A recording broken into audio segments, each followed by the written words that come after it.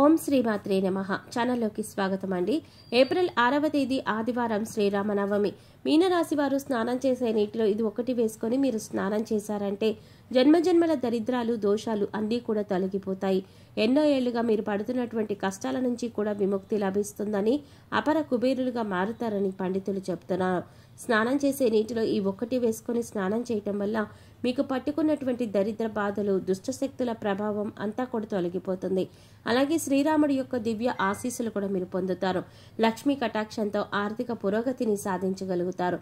అయితే మీనరాశి వారు స్నానం చేసే నీటిలో శ్రీరామనవమి రోజున ఏది వేసుకుంటే అదృష్టం కలిసి వస్తుంది అనే పూర్తి వివరాలన్నీ కూడా ఈరోజు వీడియోలో మనం తెలుసుకుందాం. కానీ అంతకంటే ముందుగా మీరు కనుక మన ఛానల్ ఇప్పటి వరకు సబ్స్క్రైబ్ చేసుకోకపోతే సబ్స్క్రైబ్ చేసుకొని పక్కనే వచ్చిన బెల్ ఐకాన్ నొక్కి ఆల్ సెలెక్ట్ చేసుకుంటే మేము ఇలాంటి వీడియోస్ అప్లోడ్ చేయగానే ముందుగా మీకు నోటిఫికేషన్ వస్తుంది. వీడియో నచ్చినట్లయితే లైక్ చేసి మీ ఫ్రెండ్స్ అండ్ ఫ్యామిలీ మెంబర్స్లో మీనరాశి వారు ఎవరైనా ఉంటే వారితో మర్చిపోకుండా ఈ వీడియోని షేర్ చేసుకోండి. అలాగే వీడియోని ఎక్కడా కూడా స్కిప్ చేయకుండా చివరి వరకు చూస్తేనే మేమేం చెప్తున్నామో మీకు పూర్తిగా అర్థమవుతుంది. ఇక వివరాలకు వెళ్ళిపోతే శ్రీరామనవమి పండుగకు ఎంతో ప్రత్యేకత ఉంది. అంటే శ్రీరామనవమి పర్వదినం అనేది చాలా ప్రత్యేకతలు కలిగి ఉంటుంది. అయితే ఈసారి వచ్చేటటువంటి శ్రీరామనవమి మరింత ప్రత్యేకతను సంతరించుకుంది. ఇలా అని చెప్పడంలో ఎలాంటి ఆశ్చర్యం కూడా లేదు. దానికి కారణం ఎన్నో వేల సంవత్సరాలుగా రామ జన్మభూమిలో రాముడి మందిరాన్ని నిర్మించడం అనే కల కూడా నెరవేరింది. ఈ రామ మందిరంలో శ్రీరామనవమి వేడుకలు ఘనంగా జరుపుతారు. ఎంతో కన్నుల పండుగగా శ్రీరామనవమి పర్వదిన వేడుకలు జరగబోతున్నాయి.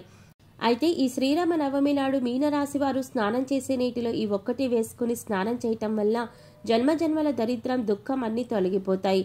మీరు చేపట్టిన ప్రతి పనిలో కూడా విజయకేతనం ఎగరవేస్తారు అని చెప్పడంలో ఎలాంటి అతిశయోక్తి కూడా లేదు.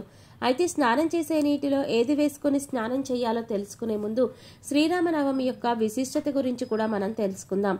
దశావతారాలలో 7వ అవతారంగా రావణ సంహారం కోసం శ్రీరాముడు వసంత ఋతువులో చైత్రశుద్ధ నవమి గురువారం నాడు పునర్వసు నక్షత్రం కర్కాటక లగ్నంలో మధ్యాహ్నం 12 గంటలకు జన్మించారు. ప్రతి సంవత్సరం ఈ రోజు శ్రీరామనవమిని మనం పండుగలాగా జరుపుకుంటాం. శ్రీరామ జన్మదినం అయిన శ్రీరామనవమి నాడు పూజలు జరుపుకుంటూ ఉంటాం. దేశవ్యాప్తంగా రాముడికి పూజలు జరుగుతాయి. శ్రీరామనవమి రోజున ఊరిలో పెద్ద పెద్ద తాటాకు పందిళ్లు వేసి సీతారాముల వారి యొక్క కళ్యాణం చేస్తారు. శ్రీరాముడికి అరటిపళ్ళు అంటే చాలా ఇష్టం. కాబట్టి రాముల వారిని కొలిచేటప్పుడు అరటిపళ్ళు నివేదన చేస్తే కనుక ఆ శ్రీరాముడి యొక్క దివ్య ఆశీస్సులు మీకు ఖచ్చితంగా కలుగుతాయి. ఇంట్లో కూడా యథాశక్తి శ్రీరాముల వారిని పూజించి పానకం, వడపప్పు, చలిమిడి నైవేద్యంగా సమర్పించి అందరికీ పంచిపెడతారు. అలాగే ఉత్సవాలలో భాగంగా అన్నదానం కూడా చేస్తూ ఉంటారు. గ్రామాలలో పేద ధనిక భేదాలు లేకుండా రాముల వారి ప్రసాదంగా దాన్ని స్వీకరించడం ఆనవాయితీగా వస్తుంది. శ్రీరామనవమి రోజున సీతారామ కళ్యాణం చేస్తే మీకు జీవితంలో సకల శుభాలు చేకూరుతాయి, అష్టైశ్వర్యాలు కలుగుతాయని పండితులు చెప్తున్నారు. అయోధ్య రాజు అయిన దశరథుడు రాణి కౌశల్యలు జరిపిన పుత్రకామేష్టి యాగ ఫలితంగా కలిగిన సంతానం శ్రీరాముడు. దశావతారాలలో శ్రీరామ అవతారం కూడా ఒకటి. శ్రీరాముడు జనన సమయంలో అప్పటికే రాక్షసుడైన రావణుడు భక్తులను, మునులను, దేవతలను ముప్పు తిప్పలు పెడుతూ లోకాలన్నింటినీ అల్లకల్లోలం చేస్తున్నాడు. రావణ సంహారం చేసే ధర్మాన్ని రక్షించాడు శ్రీరాముడు. మానవుడు ఎలా ఉండాలి, బంధాలను ఎలా గౌరవించాలి, ఎలా కాపాడుకోవాలి అని ఆచరించి చూపించాడు శ్రీరామచంద్రుడు. శ్రీరామనవమి పండుగ భద్రాచలంలో ఏ రోజైతే చేస్తారో అదే రోజు అన్ని ప్రాంతాల వారు జరుపుకుంటూ ఉంటారు. అయితే రేపు శ్రీరామనవమి పర్వదినం రోజున ఉదయం 6 గంటలకు నిద్రలేచి స్నానం చేయవలసి ఉంటుంది. ముఖ్యంగా అభ్యంగన స్నానం అంటే ఒంటికి నువ్వుల నూనె రాసుకొని తలంటు స్నానం చేయాలి. ఈ విధంగా చేసే ముందు మీరు చేయవలసినటువంటి మొదటి పని ఏమిటి అంటే కనుక ఇల్లంతా కూడా శుభ్రం చేసుకోండి. ముఖ్యంగా ఇల్లు వాకిలి శుభ్రం చేసుకోవాలి. వాకిట్లో ముగ్గులు అందంగా తీర్చిదిద్దండి. ఈ విధంగా ఇల్లు శుభ్రం చేసుకున్న తర్వాత మీరు స్నానం చేసే సమయంలో ఒంటికి కాస్త నువ్వుల నూనె రాసుకొని తలస్నానం చేయవలసి ఉంటుంది. వీలైతే తలకి షాంపూ కాకుండా కుంకుడుకాయలు ఉపయోగిస్తే ఇంకా మంచిది. ఈ విధంగా మీరు కుంకుడుకాయలతో తలస్నానం చేస్తే అది మీకు ఎంతగానో మేలు చేస్తుంది. అలాగే శ్రీరామనవమి పర్వదినం రోజు మీరు స్నానం చేసే నీటిలో మీ ఇంట్లో గంగాజలం కనుక ఉన్నట్లయితే 2 చుక్కల గంగాజలాన్ని వేసుకోండి. అయితే గంగాజలం అందరికీ అందుబాటులో ఉండకపోవచ్చు. అటువంటి వారు చిటికెడు పసుపు, చిటికెడు కుంకుమతో పాటు ఒక గులాబీ పువ్వు కూడా తుంపి ఆ రెక్కలను స్నానం చేసే నీటిలో వేసుకోండి. ఈ విధంగా పసుపు, కుంకుమ అలాగే గులాబీ రేకులు వేసుకున్నట్లయితే మీరు గంగాజలంతో స్నానం చేసినంత పుణ్య ఫలితం మీకు దక్కుతుంది. అలాగే వీలైన వారు నదీ స్నానం ఆచరించడం కూడా మంచిది.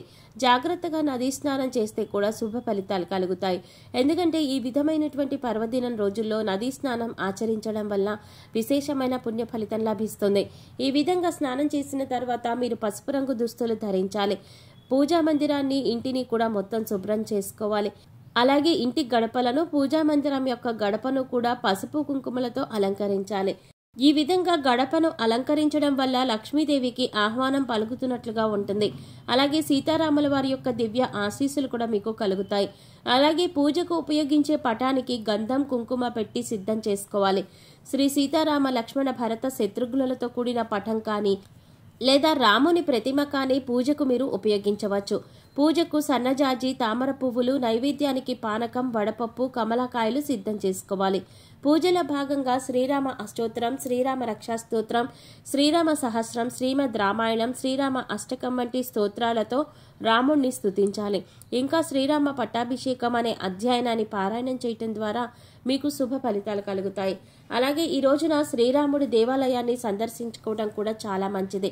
అలాగే దేవాలయాలలో పంచామృతాలతో అభిషేకం, శ్రీరామ ధ్యాన శ్లోకాలు, శ్రీరామ అష్టోత్తర పూజ, సీతారామ కళ్యాణం వంటి పూజా కార్యక్రమాలు మీరు జరిపిస్తే కనుక అనుకున్న కార్యాలన్నీ కూడా దిగ్విజయంగా పూర్తి కావడంతో పాటు సకల సంపదలు కూడా మీకు చేకూరుతాయి. అలాగే ఈ రోజున శ్రీరాముడి యొక్క వ్రతాన్ని ఆచరించడం కూడా మంచిది. నవమి రోజున మధ్యాహ్నం 12 గంటలకు పూజ చేయాలి.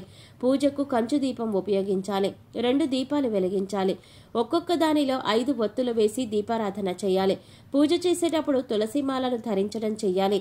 అలాగే పూజ పూర్తయిన తర్వాత అన్నదానం చేయాలి. శ్రీరామ రక్షా స్తోత్రం, శ్రీరామ నిత్య పూజ వంటి పుస్తకాలను తాంబూలంతో కలిపి ముత్తైదువులకు ఇవ్వడం ద్వారా శుభ ఫలితాలు కలుగుతాయి. అలాగే ఈ రోజున పానకం, వడపప్పు తయారు చేసి మహాప్రసాదంగా స్వీకరిస్తారు. దీని వెనకాల ప్రాకృతికంగా ఎంతో అర్థం దాగి ఉంది.